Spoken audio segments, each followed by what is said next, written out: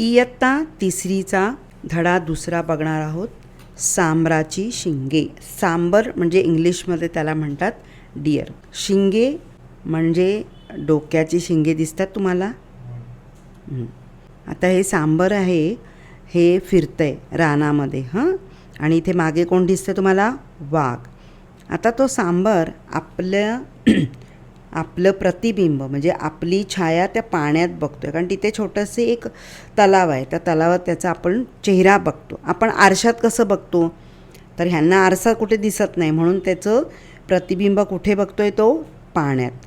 आणि प्रतिबिंब म्हणजे आपली छाया, आपला चेहरा तो पाण्यात त्याला दिसतोय. तेव्हा तो काय म्हणतोय बघा? वाह, काय जाडजूड दणकट शिंगे आहेत माझी, आणि पाय मात्र काटक्यांसारखे अगदीच बारीक. म्हणजे माझी शिंगे किती मजबूत आहेत, दणकट मजबूत, आणि पाय मात्र काटके, याने म्हणजे पाय मात्र एकदम बांबूसारखे बारीक आहेत. तेवढ्यात काय होतं, वाघ त्या सांबराच्या मागे जातो आणि तो काय म्हणतोय सांबर? अरे बाप रे वाघोबा, मला माझा जीव वाचवायला हवा, कारण वाघ सगळ्यांनाच खातो. त्याच्यामुळे तो घाबरून पळतोय. तेव्हा काय म्हणतोय परत? पळता पळता माझी शिंगी तर या वेलींमध्ये अडकली. आता काय झालं?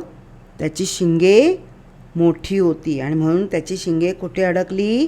त्या झाडांमध्ये, वेलींमध्ये. वेल म्हणजे क्लाइंबस. ह्या मोठ्या मोठ्या वेली असतात की नाही, त्या वेलींमध्ये त्याची शिंगे अडकली. बघा दिसते, ही वेल आहे आणि या वेलामध्ये त्याची शिंग अडकली. आता पुन्हा काय म्हणतोय? ज्या सुंदर शिंगांचा मला अभिमान होता, त्याच्यामुळेच मी आज इथे अडकलो. त्याला अभिमान याचा अर्थ की गर्व, म्हणजे माझ्यासारखी शिंग कोणाचीच नाही.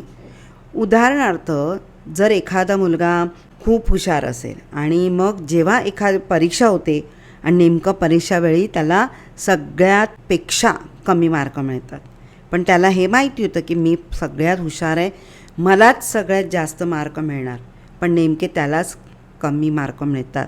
म्हणजे याचा अर्थ की आपण हुशार आहोत हे जास्त मिरवणूक. हुशार आहोत ठीक आहे, चांगलं आहे, पण मीच हुशार असं केल्यानंतर काय होतं? कधीतरी आपणच फसतो. म्हणून हा सारखा म्हणायचा, माझ्या शिंगांसारखी कोणाचे शिंगे नाहीतच. याला अभिमान होता, पण आता नेमकंच काय झालं? या शिंगांमुळेच तो आज अडकला. हुश, सुटलो एकदाचा वाघाच्या तावडीतून. आता वाघ बघा, हा दिसेनासा झाला ना, मग वाघ निघून गेला आणि हा इथे राहिला. तेव्हा त्याला म्हणतो, अरे वा, बरं वाटलं, एकदा वाघाच्या तावडीतून, म्हणजे वाघामुळे मी दूर झालो. माझ्या या काटक्यांसारख्या दिसणाऱ्या पायामुळेच आज मी वाचलो. म्हणजे त्याचे पाय बारीक आहेत, त्यामुळे तो जोरात धावू शकला. म्हणून आता त्याला वाटतं की चला, माझे पाय बारीक आहेत, त्याचा मला फायदा झाला. म्हणजे बारीक आहे तरीसुद्धा त्याची इथे बडबड चालू होती, शिंगे इथे मोठी आहे तरी त्याची इथे बडबड चालू होती. आता इथे फायदा पण झाला, इथे पण फायदा झाला, पण तरी आता शेवटी काय बोलतोय? माझ्या पायामुळे मला फायदा झाला. म्हणजे आपल्या शरीराचा आपल्याला कधी ना कधी तर उपयोग होतोच. कधी ना कधी काय म्हणजे कायमच उपयोग होतो. पण आपलं एखादा पाय दुखला की आपला पाय हात बारीक झाला तर लगेच आपण आपल्या शरीराला नावं ठेवायची नाही, कारण आपलं शरीर हे आपलं आहे. आपल्याच शरीराचा आपल्याला नेहमी उपयोग होत असतो.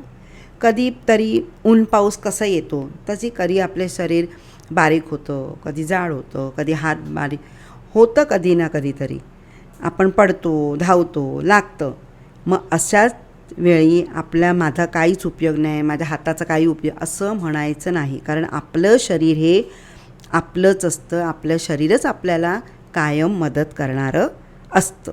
तेव्हा आपल्या शरीराच्या कुठल्याही भागाला आपण नावं ठेवायची नाही, पण आपलं शरीर कसं चांगलं राहील याचा मात्र आपण विचार करायला हवा.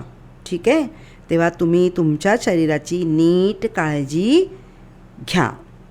ही गोष्ट आवडली असेल तर लाईक करा, शेअर करा, सबस्क्राईब करा, आणि काही तुमचे प्रश्न असतील तर कमेंट्स करा. थँक्यू.